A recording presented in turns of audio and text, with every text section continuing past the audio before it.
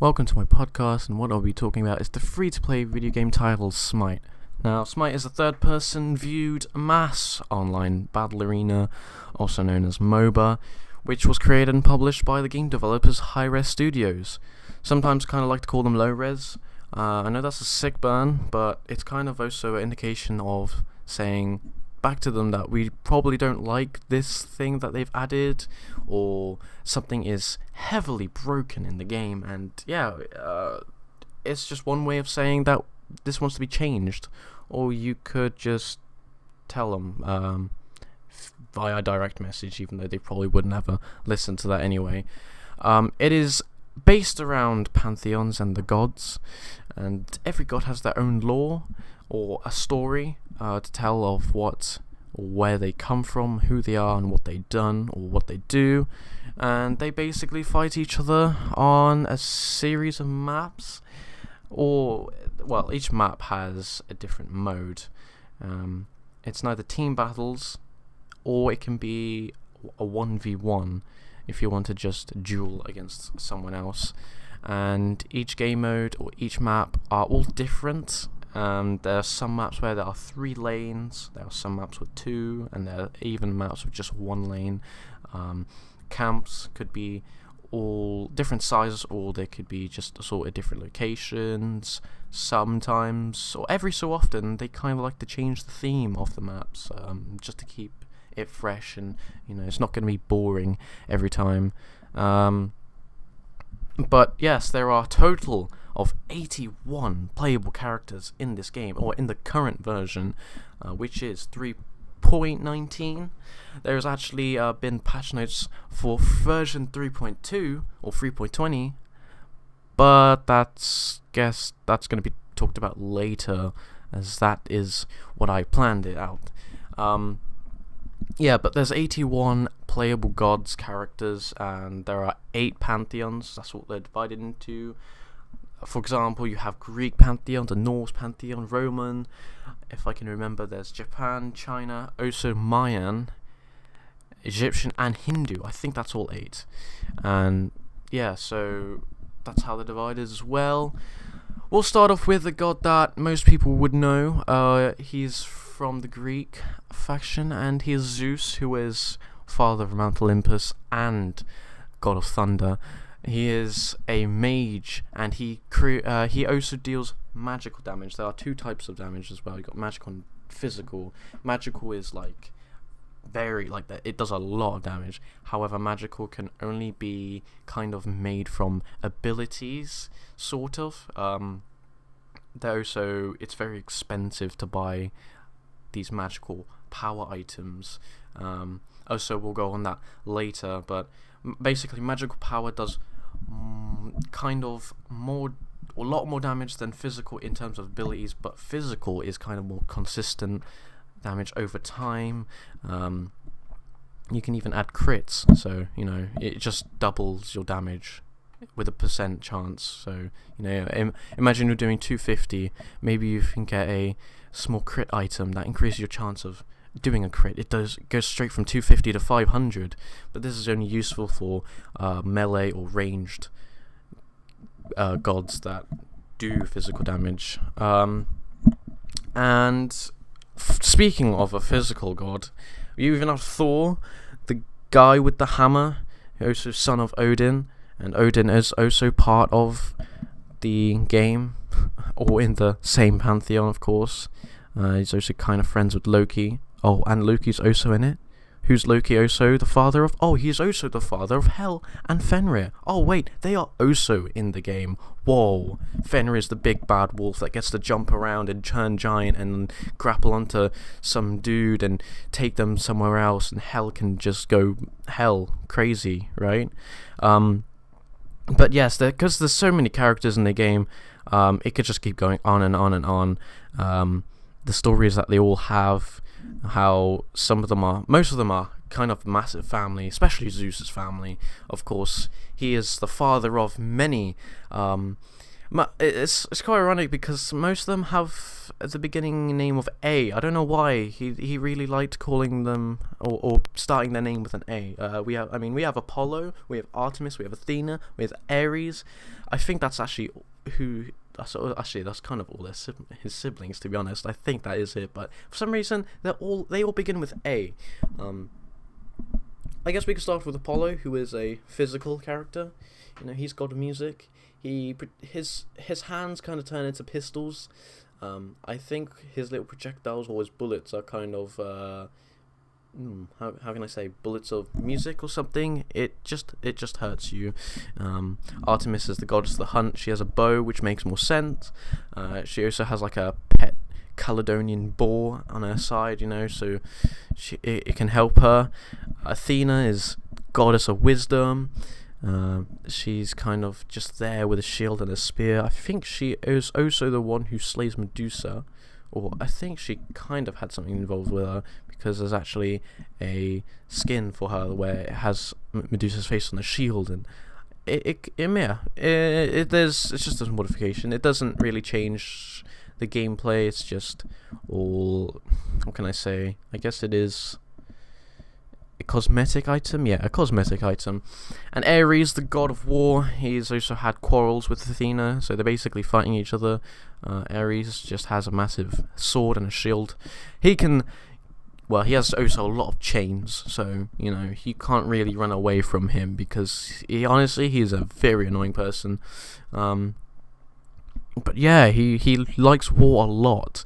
And but moving on from the pantheons, we're gonna go into more of the shop and the items and the gold and the XP money loot system. So what happens is, when you spawn in, there is at the very bottom left on the corner, or it could be on the right, depends how you set your UI, there's usually a little gold counter. Now this ticks over time depending on what map. It's kind of got different gold per second counts or ratings or ratio or whatever, and on a normal conquest map it gives you 3 gold per second. Some other maps might give you 4, 5 or 8.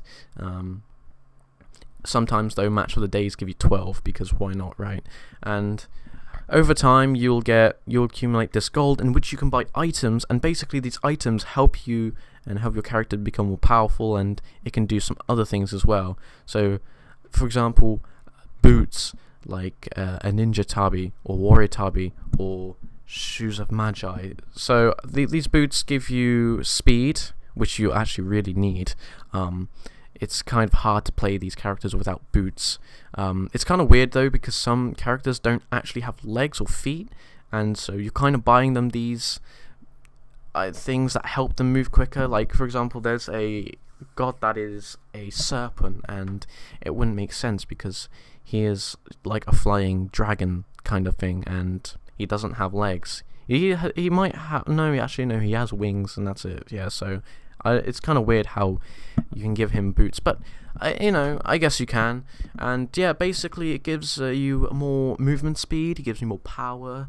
There are 2 types, or actually there are 4 types of boots. There are 2 power boots, which are for damage, and there are 2 boots for like support people that help your team, that they're not like the front line.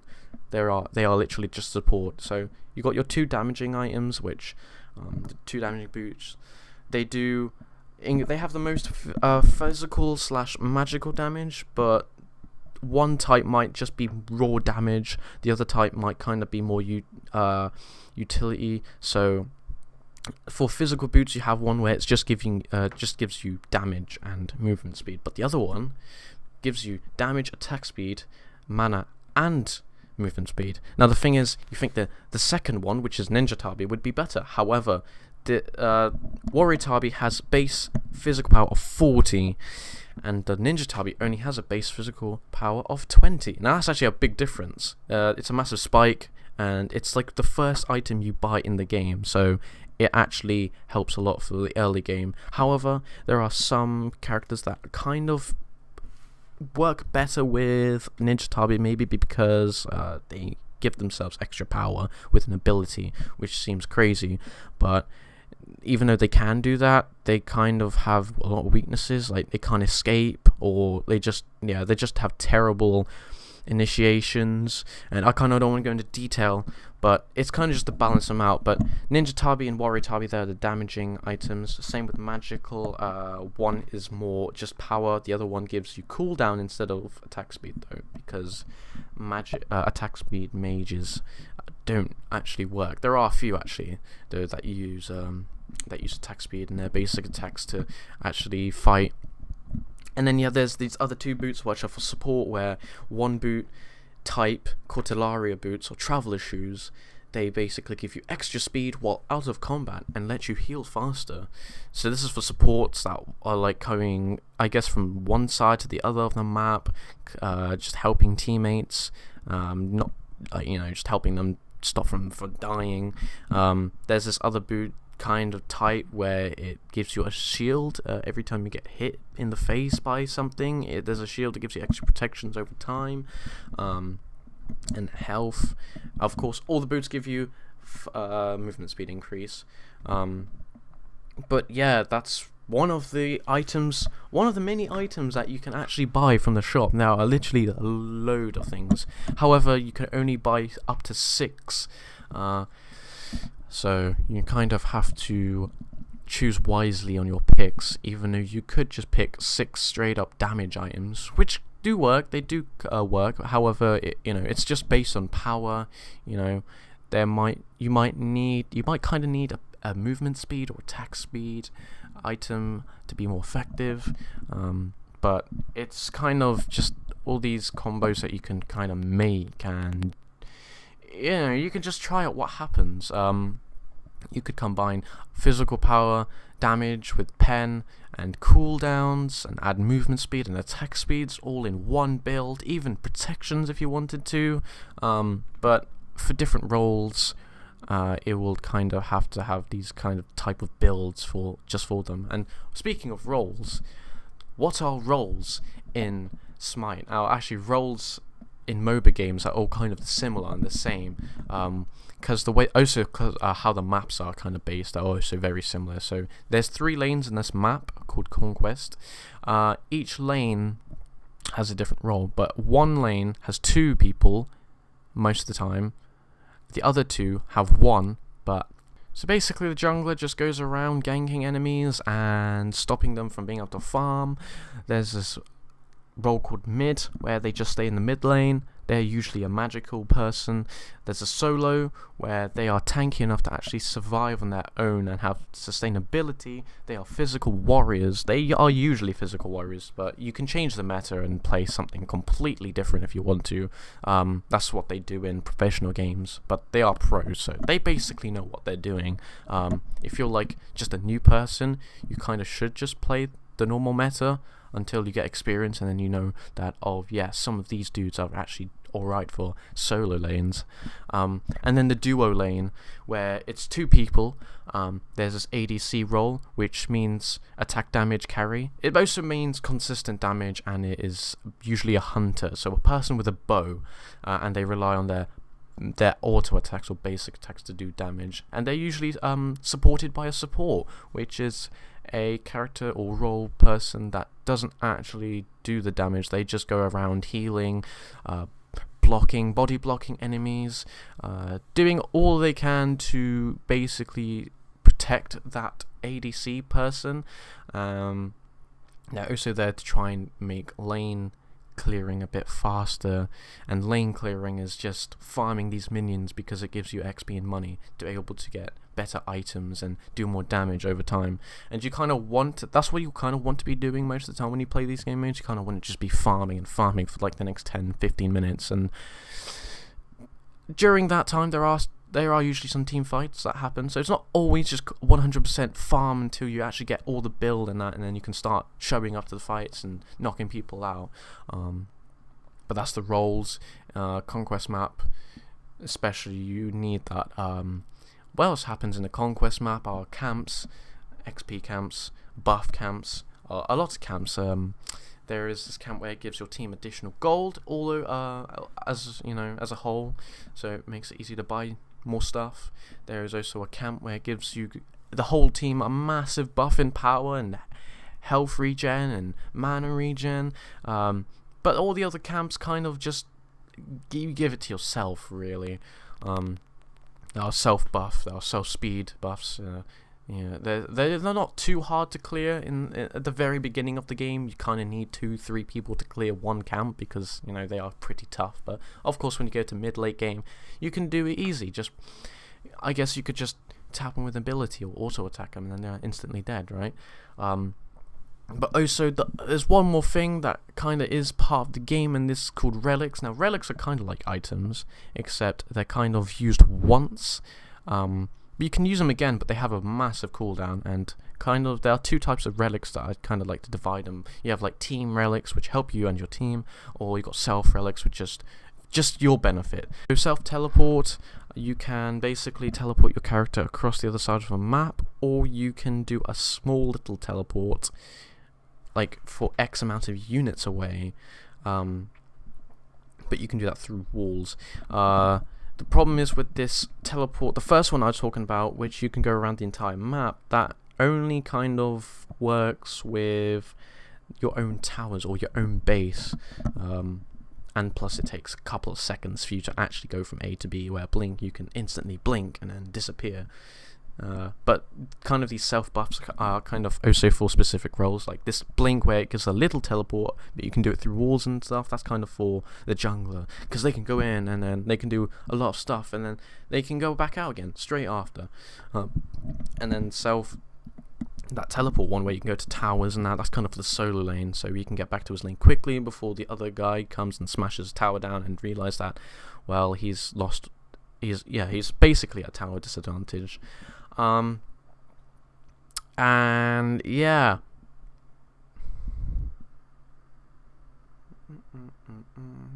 So an example of a relic that is for your team, it can be a speed buff or a slowness for the enemy team, so you can catch them. You can do a power buff. You can do a protections buff. There are a lot of things. So we'll do a speed buff. We'll do the sprint relic. This basically increases movement speed for 50% for like 5 seconds, but this is in like a area of effect. So if you want your whole team to get it, you kind of have to tell them to group up, and then you can get them to have the speed buff thing. But the slowness isn't for your team, because that would be obviously a very stupid thing. The slowness is an effect for the enemy team, so basically their movement speed is slowed by 50%, and their healing is also reduced by 50 for 8 seconds. So it makes them really slow, and you can catch up to them pretty easily. For Frenzy, which is a power buff increase, it is just a power buff increase by 50, so it helps a lot.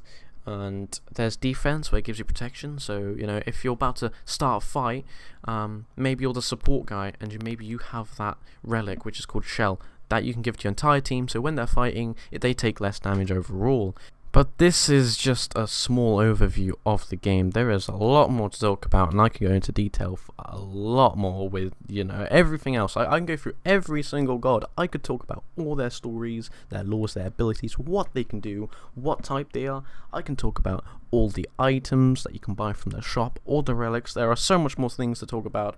For now, we're just going to end it here. So, yes, that is my Smite podcast, and thank you for listening.